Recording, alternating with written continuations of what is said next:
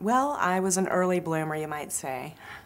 My breasts were huge as a kid. 10 and 11 years old, I was so big and I was getting so much attention so early from men in a way I just absolutely didn't understand.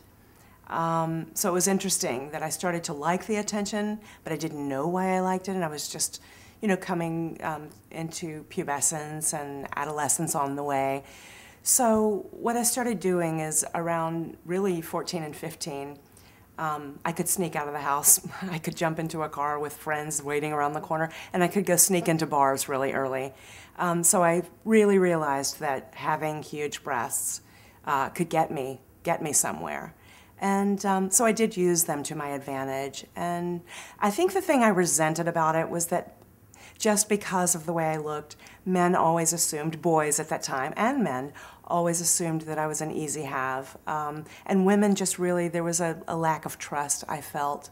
Women looked at me like I was just this objectified type of a woman and I wasn't to be trusted. So, through the years, as the years went by and through my teen years, it just really occurred to me that I did not want to be looked at that way.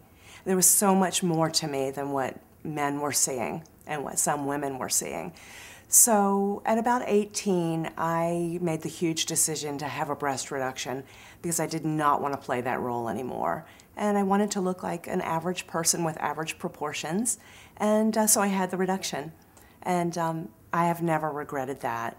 That is the best thing I ever could have done for myself. I came out of that surgery with pert, upright boobs. If I hadn't had that surgery, they would be down to the floor by now because even in my teen years, they were heading south. And I felt ashamed of the way they were saggy. So it has been something that has changed my life. Basically I don't lead with my boobs anymore. People aren't objectifying me like the way they used to as a kid and a teen. So I'm thrilled with it. I've never been happier to have made any choice. So that's my story.